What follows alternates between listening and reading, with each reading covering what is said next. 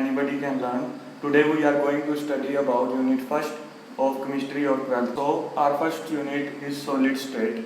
Solid क्या होता है? सॉलिड होता है स्टेट ऑफ मैटर जिसकी डेफिनेट शेप होती है और डेफिनेट वॉल्यूम होती है, उसको हम कहते हैं solid. Solids and liquid both have definite volume. क्यों? क्योंकि उसका जो इंटरमोलिकुलर स्पेस होता है ना वो कांस्टेंट होता है, और लिक्विड और गैस उसका इनडेफिनेट शेप होती है. उनकी शेप सेम नहीं होती, कभी भी एक जैसी नहीं रहती. क्यों? क्योंकि उनके जो से पार्टिकल्स होते हैं ना वो फ्लो कर सकते हैं. और जो सॉलिड है उसको हम ट्रू सॉलिड कहते हैं. कब? जब वो 0 केल्विन पे होता है. 0 केल्विन का मतलब है -273 डिग्री सेल्सियस. तो सॉलिड्स दो तरह के होते हैं, क्रिस्टलाइन सॉलिड्स और अमोर्फस सॉलिड्स. जो क्रिस्टलाइन सॉलिड्स होते हैं ना उनका जो अरेंजमेंट होता है 3 डायमेंशन में हर तरफ से एक तरह का ही होता है, मतलब रेगुलर होता है और डेफिनेट अरेंजमेंट होता है उसका. जैसे हनीकॉम्ब का स्ट्रक्चर होता है ना, हर जगह से सेम होता है बिल्कुल. सॉलिड्स दो टाइप के हैं, क्रिस्टलाइन सॉलिड्स और अमोर्फस सॉलिड्स. जो क्रिस्टलाइन सॉलिड होते हैं ना उनका जो अरेंजमेंट होता है 3 डायमेंशन में हर तरह से एक तरह का ही होता है, डेफिनेट होता है बिल्कुल. जैसे हनीकॉम्ब स्ट्रक्चर होता है ना वैसे ही डेफिनेट अरेंजमेंट होता है. हनीकॉम्ब स्ट्रक्चर में क्या होता है कि हर तरफ से देख लो उसको, उसका स्ट्रक्चर एक जैसा ही होगा आपको मिलेगा. तो उसको कहते हैं हम रेगुलर और डेफिनेट अरेंजमेंट, जो क्रिस्टलाइन सॉलिड्स में होता है. और जो अमोर्फस सॉलिड में होता है वो इरेगुलर होता है, मतलब यहाँ से कुछ और स्ट्रक्चर होगा, यहाँ पर कुछ और होगा, तो उसका इनडेफिनेट और इरेगुलर अरेंजमेंट होता है. जो क्रिस्टलाइन सॉलिड होते हैं जब हम उसको काटते हैं ना तो वो क्लीन एज देते हैं कट होने के बाद. जैसे यहाँ से काटा तो ये क्लीन एज देंगे. लेकिन जो अमोर्फस सॉलिड है वो कट करने के बाद ऐसे इरेगुलर एज देते हैं कट होने के बाद. और जो क्रिस्टलाइन सॉलिड्स हैं उनका शार्प मेल्टिंग पॉइंट होता है, मतलब अगर इसका मेल्टिंग पॉइंट क्रिस्टलाइन सॉलिड का 17 डिग्री सेल्सियस है तो वो 17 डिग्री सेल्सियस पे ही मेल्ट होगा. ये नहीं है कि वो 13 डिग्री पे मेल्ट हो रहा है या फिर 20 डिग्री सेल्सियस पे मेल्ट हो रहा है, वो इसी मेल्टिंग पॉइंट पे मेल्ट होगा. और जो अमोर्फस सॉलिड है उसकी मेल्टिंग पॉइंट की एक रेंज होती है, जैसे 10 डिग्री सेल्सियस से 20 डिग्री सेल्सियस. तो यहाँ पे भी वो मेल्ट हो सकता है, इस पे भी मेल्ट हो सकता है, बीच में कहीं भी मेल्ट हो सकता है. वो रेंज होती है उसकी मेल्टिंग पॉइंट की. जो क्रिस्टलाइन सॉलिड होता है उसमें 2 टाइप के ऑर्डर पाए जाते हैं, लॉन्ग रेंज और शॉर्ट रेंज, दोनों ऑर्डर होते हैं उसमें.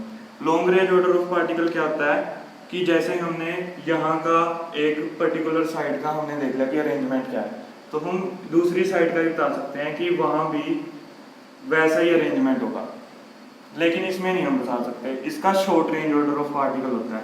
Short range order of particle क्या होता है कि जैसे हमने यहाँ पर सिर्फ थोड़ी सी रेंज में ही इसका अरेंजमेंट सेम होता है. अगर यहाँ पे देखेंगे दूर जाके तो यहाँ पे कुछ और अरेंजमेंट होगा, उसका डिफरेंट होता है. इसको कहते हैं हम short range order of particle. इसमें तो दोनों होते हैं कि शॉर्ट रेंज में भी सेम होगा अरेंजमेंट, लॉन्ग रेंज में भी सेम होगा. लेकिन इसमें सिर्फ शॉर्ट रेंज में अरेंजमेंट सेम होता है, बाकी कहीं नहीं. क्रिस्टलाइन सॉलिड्स एनआइसोट्रोपिक होते हैं और अमोर्फस सॉलिड आइसोट्रोपिक होते हैं. ये मोस्ट इंपॉर्टेंट पॉइंट है फिफ्थ दोनों का. अब एनआइसोट्रोपिक क्या होता है? एनआइसोट्रोपिक वो सब्सटेंस होते हैं जो एनआइसोट्रोपी को फॉलो करते हैं. ये एक प्रॉपर्टी है केमिस्ट्री में. ये क्या होता है कि जो प्रॉपर्टीज होती है ना, जो क्रिस्टलाइन सॉलिड जैसे properties electrical conductivity, refractive index, thermal expansion, वो हर जगह डिफरेंट होंगी. मतलब यहाँ का इलेक्ट्रिकल कंडक्टिविटी कुछ और होगी, आगे जाएंगे हम वहाँ की इलेक्ट्रिकल कंडक्टिविटी कुछ और होगी. लेकिन जो आइसोट्रोपिक होते हैं, जो आइसोट्रोपी को फॉलो करते हैं, आइसोट्रोपी वो प्रॉपर्टी है कि हर जगह इलेक्ट्रिकल कंडक्टिविटी इसकी सेम होगी, या प्रॉपर्टी जैसे रिफ्रैक्टिव इंडेक्स भी सेम होगा और थर्मल एक्सपेंशन भी इसकी सेम होगी. उसको कहते हैं हम आइसोट्रोपी. और जो इस प्रॉपर्टी को फॉलो करते हैं सब्सटेंस उसको कहते हैं आइसोट्रोपिक. तो अमोर्फस हैं जो सॉलिड्स वो आइसोट्रोपिक होते हैं और क्रिस्टलाइन सॉलिड्स एनाइसोट्रोपिक होते हैं. These are 2 most important points. Crystalline solid 4 type के होते हैं, ionic solid, metallic solid, molecular solid और कोवैलेंट सॉलिड, या इसको हम नेटवर्क भी कह सकते हैं. वो होते हैं जिनका अनएंडिंग स्ट्रक्चर होता है और इसमें जो कॉन्स्टिट्यूएंट पार्टिकल्स होते हैं ना वो आयंस होते हैं. और ये आयंस हैं जो रिस्पॉन्सिबल होते हैं चार्ज कैरियर के लिए. इनकी कंडक्शन इंक्रीज करती है टेम्परेचर इंक्रीज करने से. ये डिसोसिएशन में चल जाते हैं जब हम इसमें इलेक्ट्रिक करंट पास करते हैं। ये 3 पॉइंट्स हैं इसके आयनिक सॉलिड के। मेटेलिक सॉलिड वो सॉलिड्स होते हैं जिसमें कॉन्स्टिट्यूएंट पार्टिकल्स होते हैं जो फ्री इलेक्ट्रॉन होते हैं और पॉजिटिव मेटल आयंस होते हैं। पॉजिटिव मेटल आयंस को हम कर्नल्स भी कह सकते हैं। इसमें जो चार्ज कैरी करते हैं वो फ्री इलेक्ट्रॉन करते हैं, और जो इसकी कंडक्शन है ना, वो टेम्परेचर जैसे हम इंक्रीज़ करते हैं तो इसकी कंडक्शन डिक्रीज़ कर जाती है। क्यों? क्योंकि जब जैसे करंट फ्लो कर रहा है, ये इलेक्ट्रॉन जा रहा है, तो ये जो उनसे पॉजिटिव मेटल्स आए ना, ये अपनी जगह पे वाइब्रेट करना शुरू कर देते हैं, जिसकी वजह से ये इलेक्ट्रॉन की मूवमेंट को स्लो कर देते हैं। हमारा मोलिकुलर सॉलिड वो सॉलिड्स हैं जिसमें कॉन्स्टिट्यूएंट पार्टिकल्स हैं जो वो मोलिक्यूल्स होते हैं। ये 3 टाइप्स के होते हैं आगे, पोलर, नॉन पोलर और हाइड्रोजन बॉन्डिंग। नॉन पोलर वो होती हैं जिसमें हमारा डाइपोल फोर्स ऑफ इंट्रैक्शन होती है, जैसे आयोडीन, ड्राई आइस, ये एग्जांपल हैं नॉन पोलर के। हाइड्रोजन बॉन्डिंग जिसमें हाइड्रोजन बॉन्डिंग होती है मॉलिक्यूल्स में, जैसे अगर हाइड्रोजन एटम किसी भी हाईली इलेक्ट्रोनेगेटिव एटम जैसे F, फ्लोरीन, ऑक्सीजन या नाइट्रोजन से अगर अटैच होगा तो वो हाइड्रोजन बॉन्डिंग होगी, उसको हम हाइड्रोजन बॉन्डिंग कहते हैं। और उसका एग्जांपल है वाटर। इसमें जो हाइड्रोजन है वो हाईली इलेक्ट्रोनेगेटिव एटम ऑक्सीजन से अटैच्ड है, तो ये हमारी होगी हाइड्रोजन बॉन्डिंग का एग्जांपल। अब पोलर का एग्जांपल है आइस और फिनॉल। इसमें हमारी जो सी फोर्सेस होती हैं वो लंडन फोर्सेस होती हैं।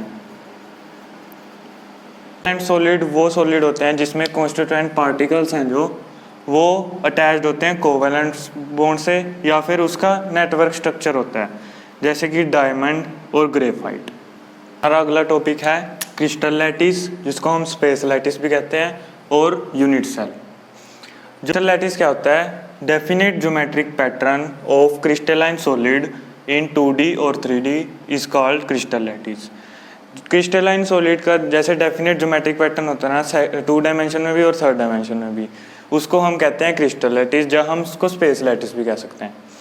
फॉर एग्जांपल जैसे टेट्राहेड्रल और रेक्टेंगुलर स्क्वायर। यूनिट सेल क्या होता है? Smallest portion complete space lattice का, जो हम बार बार रिपीट करते हैं तो वो एक पूरा कंप्लीट स्पेस लैटिस बना देता है।